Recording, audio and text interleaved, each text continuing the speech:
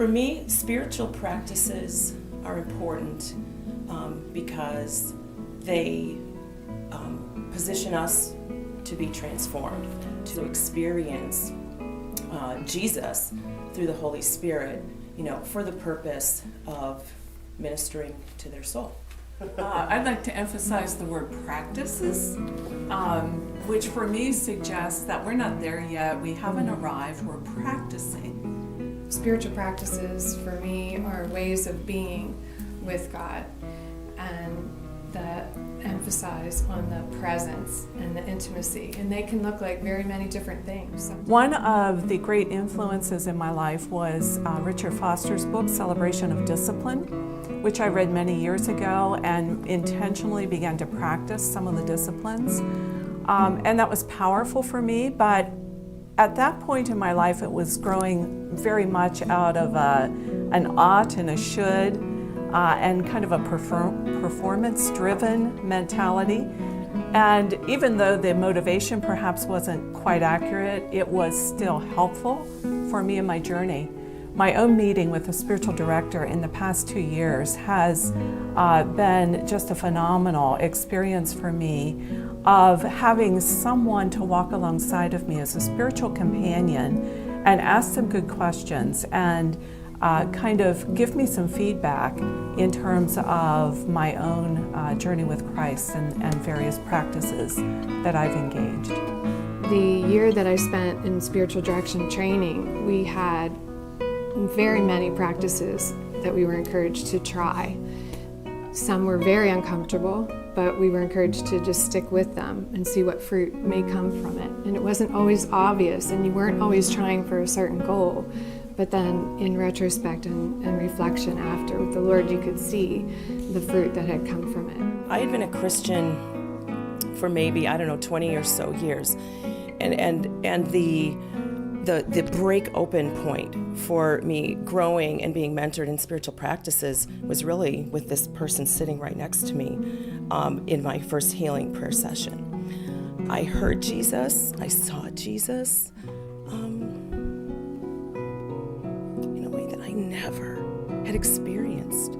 Over the years, the people that have fed into my life in terms of spiritual practices have come and gone. They've changed over the years.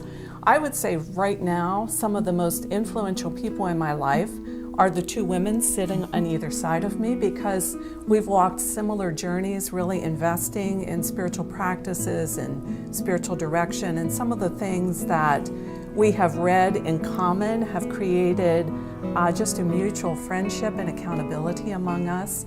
I would say my author mentor at this point in my life is Ruth Haley Barton.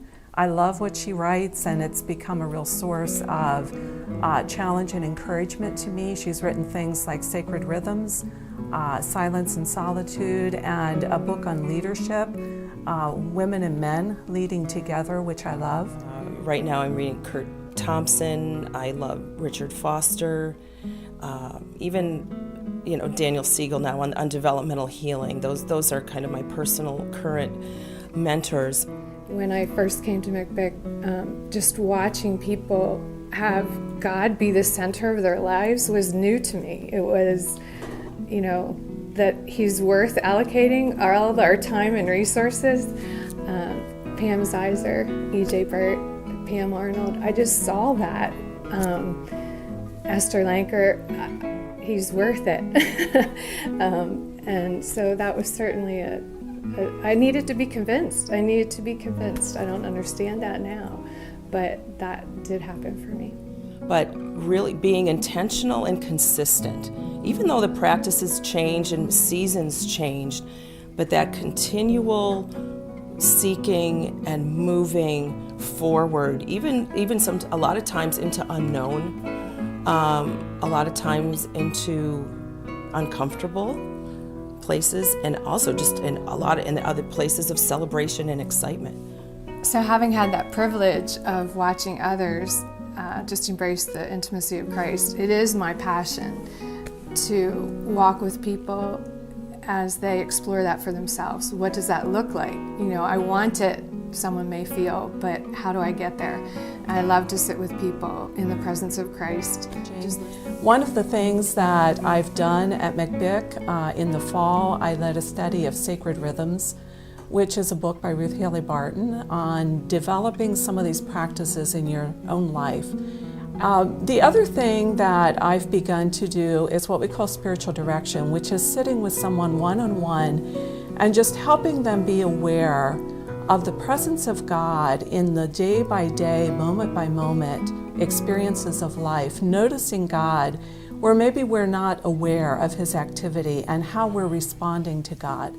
I agree with Beth and Doris with the spiritual direction. I've kind of, as I have personally grown, my ministry has evolved into kind of like a hybrid of healing prayer and spiritual direction, or healing prayer, spiritual formation, which to me is a very healthy, a very holistic way to grow. One of the things I've come to understand is that when we are transformed, we want others to experience what we've experienced, and it becomes that motivation for us to move out in mission, to move out to minister to others out of the abundance and the overflow of what Christ is doing in us. Opening ourselves to any practice that deepens our ability to listen to Christ is invaluable. For me this year, it starts with knowing that He's calling me to be His daughter in new ways. So whatever ways I feel led to respond to that, knowing that He's wanting to take care of me, knowing that He's inviting me simply to call Him something other than Father, but Daddy, or those are spiritual practices. They are personal, they are specific. And the intimacy is greater than I can contain, as you can see.